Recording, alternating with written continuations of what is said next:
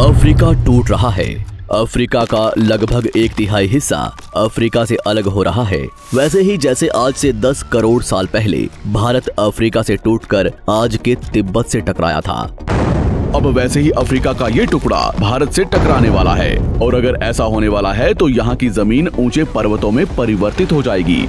आसपास की जगहों पर लावा निकलने लगेगा और समय बीतने के साथ साथ ये जगह बर्फ से ढक जाएगी।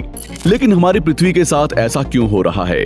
क्या हम इसे रोक नहीं सकते? आखिर भविष्य में हमारी धरती के साथ क्या होने वाला है? आज से लगभग 4.5 करोड़ साल पहले हमारा पूरा ग्रह पानी से ढका हुआ था।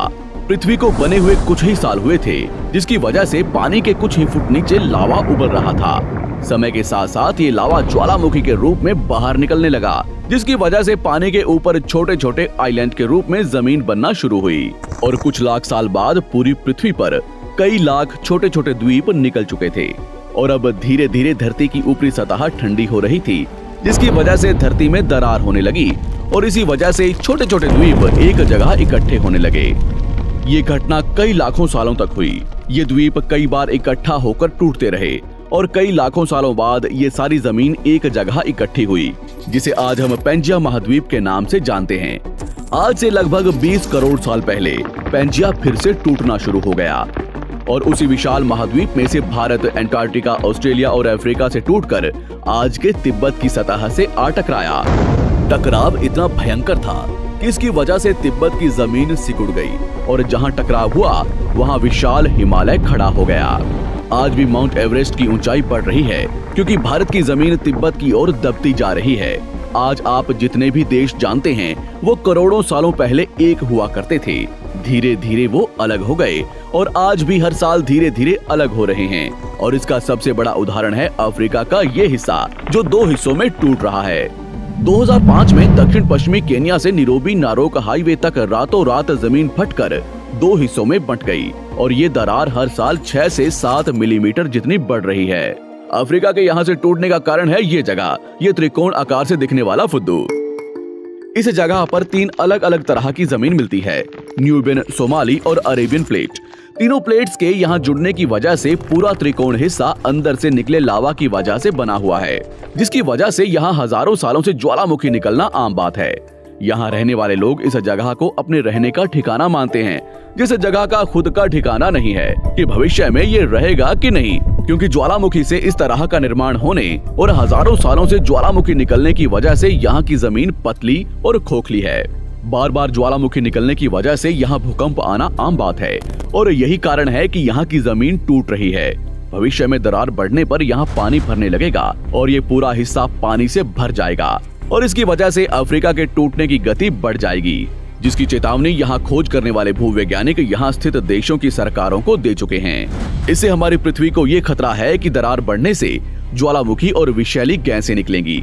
भूवैज्ञानिक रॉय लिवमोर के मुताबिक सोमाली प्लेट भविष्य में भारत के पश्चिमी हिस्से से टकराएगा और यहाँ मैं भारत का मतलब आज के इंडिया, पाकिस्तान और श्रीलंका से टकराने की बात कर रहा हूँ। तो क्या होगा जब सोमाली प्लेट भारत से टकराएगा? अगर सोमाली प्लेट उसी गति से भारत से टकराता है जिस गति से भारत तिब्बत से टकराया था, तो कई शहर और राज्य तबाह हो जाएंगे। इसका सबसे जल्दी और ज्यादा असर भारत के मुंबई में दिखाई देगा। समुद्री किनारे साल दर साल उठने लगेंगे और भूकंप आम हो जाएंगे। समय के साथ साथ ज्वालामुखी फूटने लगेंगे। धीरे धीरे सोमाली प्लेट गोवा से केरला और श्रीलंका के संपर्क में भी आ चुकी होगी। ऊपरी साइड में द्वारका से सोमनाथ और पाकिस्तान के कराची तक सारे समुद्री किनारे पर्वत में परिवर्तित होने लगेंगे और यहाँ विशाल पर्वत खड़े हो जाएंगे, जिसकी वजह से यहाँ का मौसम ठंडा होने लगेगा और यहाँ भी कश्मीर की तरह बर्फ गिरने लगेगी। बर्फ पिघलने की वजह से आसपास कई सारी नदियां निकलने लगेंगी और आसपास के हिस्से घने जंगलों में परिवर्तित होने लगेंगे। टकराव की वजह से साउथ इंडिया टेढ़ा हो जाएगा। उस वक्त तक आज के नेपाल और भूटान का बहुत बड़ा हिस्सा हिमालय में जा चुका होगा। इस वक्त तक सिर्फ भारत ही नहीं, पूरी दुनिया बदल चुकी होगी। पृथ्वी की सारी जमीन एक जगह इकट्ठा हो चुकी होगी और इसकी वजह से आज के ज्यादातर देशों का वातावरण बदल चुका होगा। आज का पूरा एशिया और ज्यादा उत्तर की तरफ जा चुका होगा। जिसकी वजह से आज के घने जंगल रेगिस्तान में परिवर्तित हो चुके होंगे और आज के रेगिस्तान घने जंगलों में।